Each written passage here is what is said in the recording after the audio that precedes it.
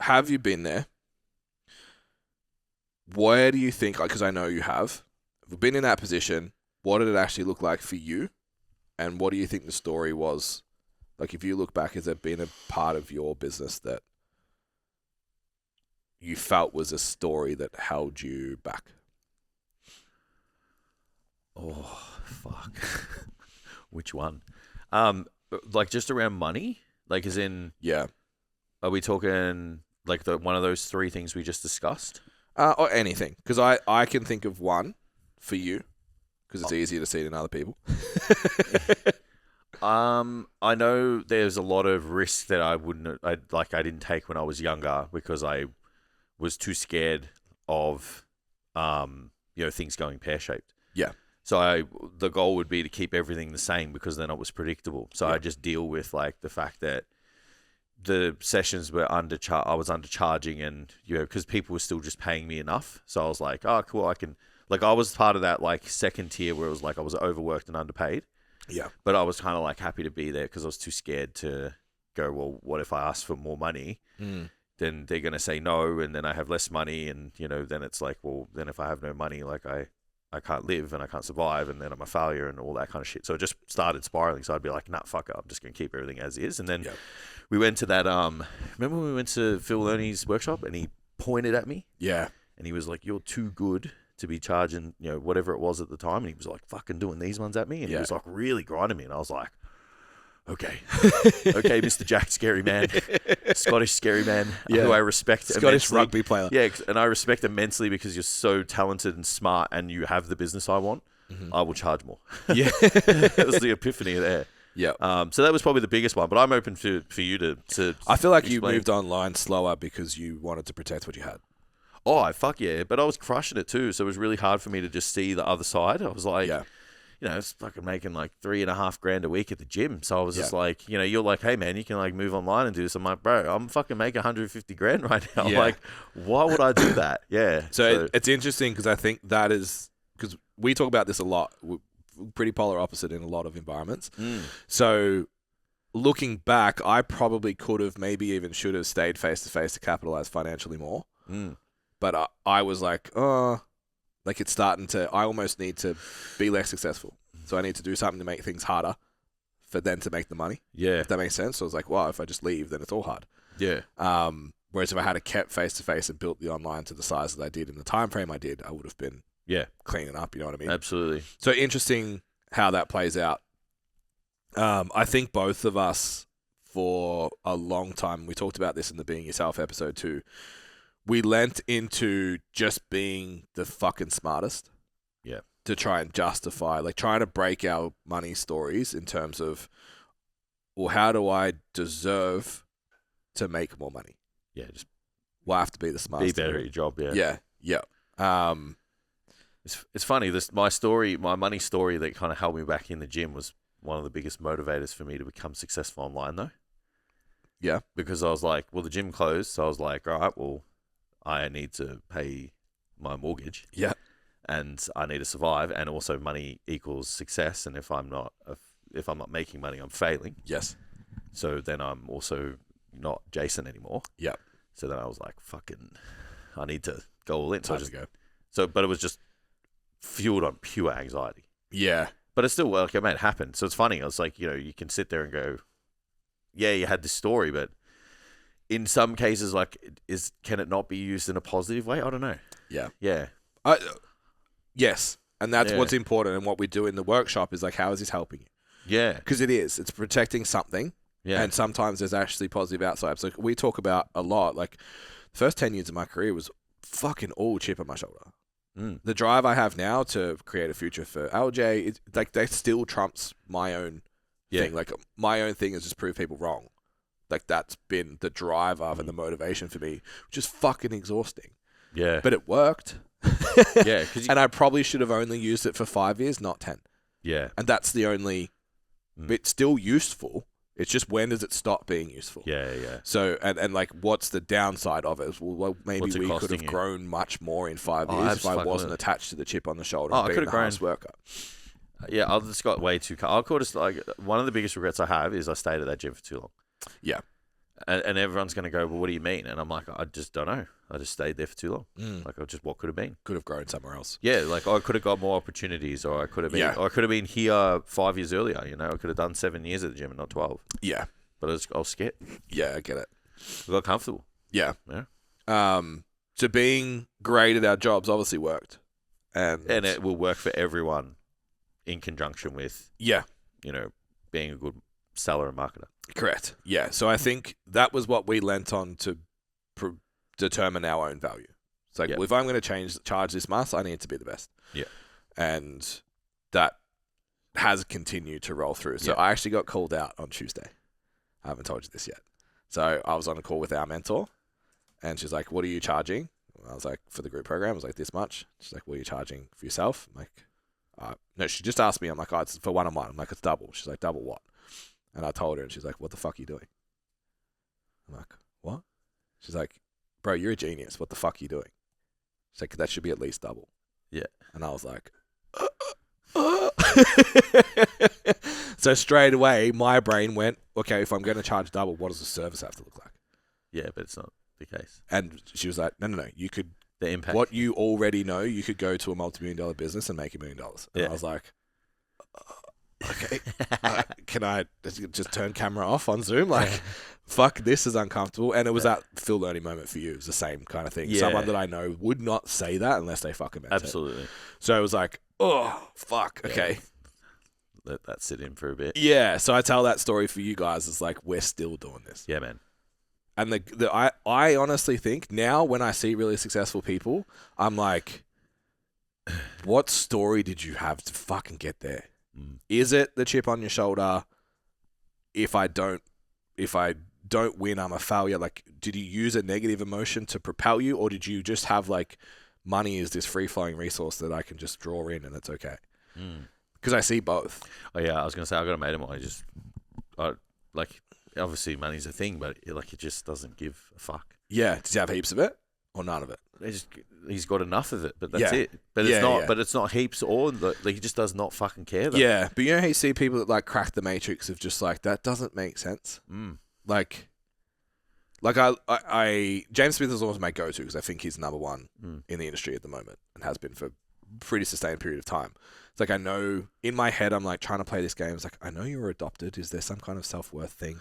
So I've heard him talk about that as well. I'm like, is that how you got to the scale that you got to? Yeah. And then maybe you broke that, and now you're like, oh, actually, I'm gonna do fuck all because I understand that I don't have to do more than everyone else to make more than everyone else. Like he's broken the matrix of that system. Yeah. That there's no. My input doesn't determine the income. Yeah, that's not how this works, and that just fucking fascinates me. Do you think that do you think that's an epiphany moment? Do you reckon those? Sorry, hang on. They have to come at certain times along the journey, though. Yeah, like you know what I mean. Like it's you don't. I don't feel like you get one epiphany moment. You get multiple ones as you level up. Yes, and that's I'm breaking into the next stratosphere. But there's still the work. Yeah. That you do. I just think at the start of the journey, potentially it's more predicated on how much and hard you work. Yeah. And then as you go to the next, levels, it becomes more about how smart you are with your decision making. So I'm not going to talk about what it is. And if you're paying attention, you will see. I think we are on the cusp of that moment right now. Yeah. With a project we're about to start. Yeah. Looking at that, I'm like, that I have to break the matrix in my head to make that work, to not just do the same thing that we've done for 10 years. Yeah, and that was my pushback to you to start the project in the first place. Correct. So I'm like, this is ridiculous how this plays out for everyone. Everyone involved. So I'm what I want you listening in the car, on the treadmill, or wherever you are listening right now, maybe it's not the next thing that you learn. It's not the next nutrition course. It's not the next whatever. And this is why we say with Standout, like being in the fucking room matters. It's like just hanging out with our mentors that are like, oh, we're going to do $1 million a month. I'm like, I have conversations with you at your level. Yeah. And you can do that. So I can fucking do that. Yeah. So if you come to stand out and someone in there, we had a guy come through that's making $3,500 this week. You're going to jump in a room with him. He's a good dude. Very good at what he does. He's not special. Like, sorry, bro, but I know you listen to the pod, but it's like, I want you to get in the room with that guy and be like, oh, fuck, he's just like me. Yeah. And see that gap, because sometimes the next step isn't, we've looked for the lead magnet, the fucking sales strategy, the whatever that's going to unlock all this thing. And maybe it's just like, oh, it can be done. Yeah, it's like a internal leap. Yeah. Which changes how you see things, which changes like the whole like manifestation thing. It's if you can go, well, that's actually possible. It's like the fucking 4-minute mile thing. Your decision making, your expectations, your standards, everything shifts because you can see that that's possible. So when I hang out with Tim and Steph in Thailand, they're like, we're going to do $1 million month. For the next 3 days, I'm going, what are you doing? How? Yeah. Oh, you track this and this and this and this. I don't do any of that. Yeah. When I get home, we're fucking dial everything up on tracking. So yeah, I think that just the conscious awareness that maybe putting some time into what mentally is blocking you, holding you back, not just what skill set is. Yeah, well, I think the answer's there anyway, because it's either a skill set or a personal block. Yeah. Like, so you just you have to answer the question truthfully, though. Yeah. How many times would you have done that when you were and younger? every single time we've done another course. Yeah, and it's I'll just go make a spreadsheet or whatever. Yeah. Like, which I was notorious for doing. I'll just make a resource to make myself feel important. And it's like, nah, man, like look a bit deeper and be fucking honest with yourself. But then that's why people come to Q&A. It's like I'm like, respectfully, can I give you feedback? I'm like, you're hiding behind. I feel like you're hiding behind this, and they're like, yeah, I am. Yeah. So sometimes like you got to put yourself in the mix to have someone else call you out on your stuff. Yeah. Which we've had happen multiple times and won't be the last. And we hope that it continues to happen all the fucking time. Well, most of the time, if it's done from someone you respect because you've put yourself in a position to receive, there's always going to be value to take from it. Yeah. Cool. So I was going to go into the practical, how we set up your finances and stuff in Standout, but I'm not going to do that. So we do a workshop inside Standout that takes care of the practicality of it and puts you in a position that you can assess your finances every single week. Yeah. Now, I'm not going to do that as a podcast. It'd be incredibly boring and you won't understand what I'm saying anyway. But if you don't have a system to manage your finances right now, it's a big sign to me that you, like you said earlier, you're hiding from it. You're hiding from something and you're creating so much more stress than you need to. Do you want to just flip that? Yeah. I actually had one of the girls who's openly said to us like that money is a bit of a thing and like would rather have that conversation privately, not in the group and all that kind of stuff. Sent me through her spreadsheet. She's like, oh, there's like I got some negatives here and I'm fucking freaking out about it. And I was like, I know what you make. Doesn't add You've up. told us, and I know what your overheads are and your responsibilities are. That doesn't make sense. And it was just like fucking what they'd put in for tax was exponential. The PT business is like running at break even deliberately. Like you're not paying any tax. You've got it allocated all this money to tax and you're not paying any. And then we put this in the wrong spot and this actually goes here because you're already paying. It's a second job. It's like you're already paying tax and income now. I'm like, look at your week. You're fucking heaps of money left over.